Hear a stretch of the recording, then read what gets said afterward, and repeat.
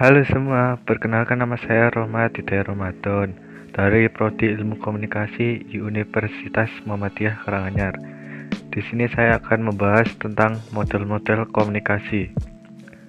Pengertian model komunikasi. Model komunikasi adalah gambaran yang sederhana dari proses komunikasi yang memperlihatkan kaitan antara satu komponen komunikasi dengan komponen lainnya. Suatu model komunikasi merupakan deskripsi ideal mengenai apa yang dibutuhkan untuk terjadinya komunikasi. Suatu model mempresentasikan secara abstrak ciri-ciri penting dan menghilangkan rincian komunikasi yang tidak perlu dalam dunia nyata. Selanjutnya ada fungsi dan manfaat model.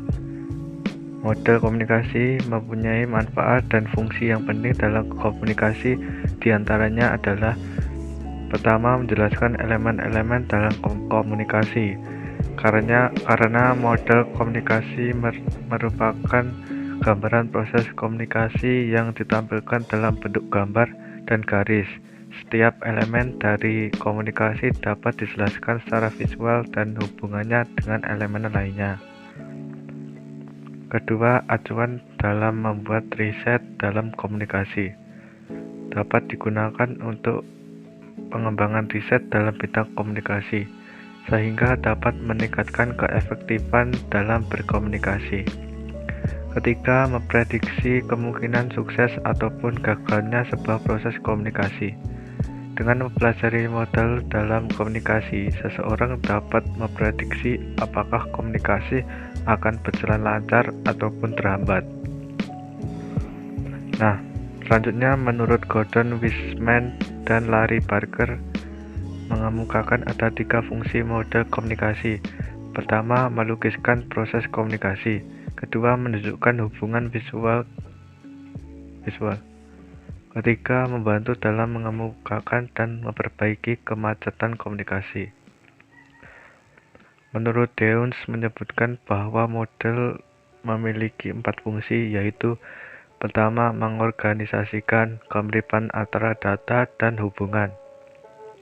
Kedua, prediktif, yaitu memungkinkan peramalan dari sekedar tipe ya atau tidak hingga yang kuantitatif, yang berkenaan dengan kapan dan berapa banyak. Ketiga, heuristik, menunjukkan fakta-fakta dan metode baru yang tidak diketahui.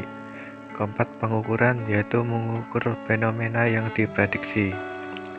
Selanjutnya ada tipologi model komunikasi. Model simbolik yang terdiri dari model matematik, misalnya E sama dengan MC kuadrat, dan model verbal, lalu model fisik yang terdiri dari model ikonik dan model analog. Model verbal adalah model atau teori yang dinyatakan dengan kata-kata, meskipun bentuknya sangat sederhana. Contohnya adalah model struktur organisasi yang dilihat dari perspektif komunikasi organisasi, tingkat-tingkat jabatan dan hubungan kerja atau komunikasi formal berbagai jabatan tersebut. Model fisik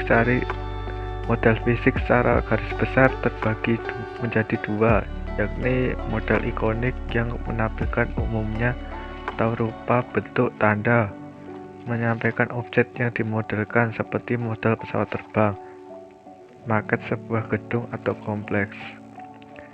Dan ada model analog yang mempunyai fungsi serupa dengan objek yang dimodelkan, meskipun bentuk fisiknya tidak serupa. Contoh model analog ini adalah kurva permintaan, kurva distribusi, frekuensi pada statistik, dan diagram alir. Selanjutnya ada macam-macam model komunikasi. Yang pertama, model stimulus respon. Model ini merupakan model yang paling dasar dalam ilmu komunikasi. Model ini menunjukkan komunikasi sebagai sebuah proses aksi-reaksi.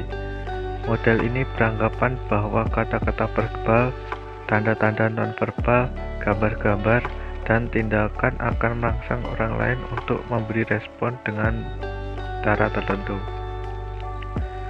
Kedua, ada model Aristoteles. Model ini merupakan model yang paling klasik dalam ilmu komunikasi.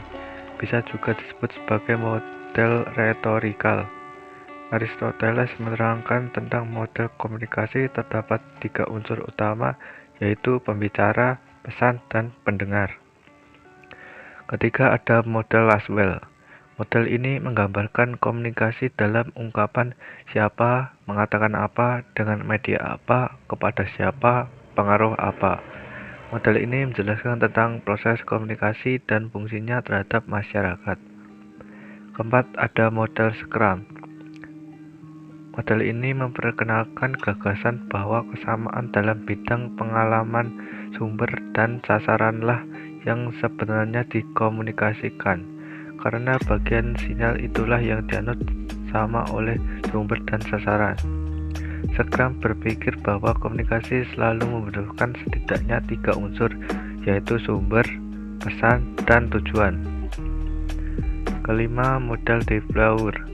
Model ini merupakan model komunikasi massa dengan menyisipkan perangkat media massa dan perangkap umpan balik.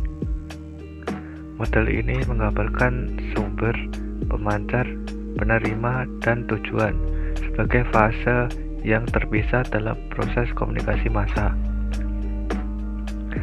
Selanjutnya, keenam, model interaksional.